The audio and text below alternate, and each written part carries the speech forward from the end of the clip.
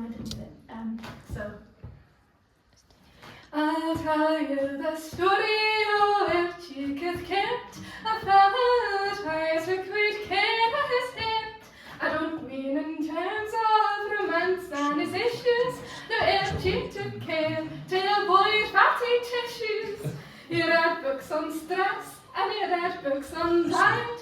He made sure his head was well nourished and quiet.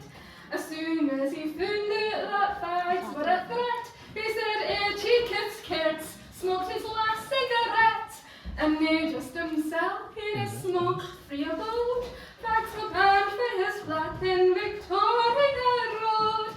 When his chain-smoking buddy said this was too hard on him, he said, you look after, you're in pericardium.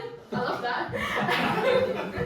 On Glasgow's seaside, the air does not come near to the EEC's requirements for a clean atmosphere. So whenever he ventured outside his enclose, he made sure to wear a mask or his mouth and his nose. 'Cause jogging was good for reducing your weight. He'd jog everywhere, even down to the gateway, where he bought low-fat milk and high-fibre bread, young loaves that's all covered in caraway seeds, and fresh fruit and veg. And when he had paid, he'd jog away home with a bag on each side. When he read o'er the great-hearted Glasgow campaign, he signed on at once without thought of delaying. About his blood pressure he had never qualm. His weight matched his height to the last milligram. His doctor consulting the chart on a wall said, you're 2 points too high in your cholesterol. But no need to worry, just cut out dessert. But I'll never eat pudding, said chick's cat. He jogged away home in the depths of despair after 10 years of muesli that could shut him there.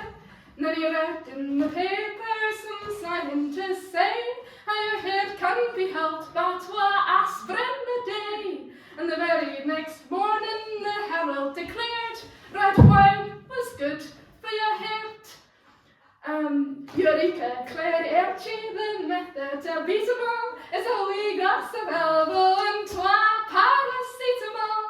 And since his whole life he had been teetotal, 1 glass wouldn't do, so he drank the whole bottle. Then on with his Reeboks downstairs he did flee, right in front of a bus, number 44B.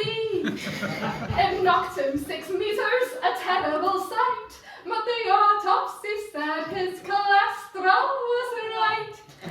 There was some consolation to his family physician that he died with his head in the perfect condition. They said, that's my troubles, I sent you to trials. They tell you it's for you will never gang by you. If your name's on the bullet, you will never be spared. He was hit by a bus, and that was found back of Cairns.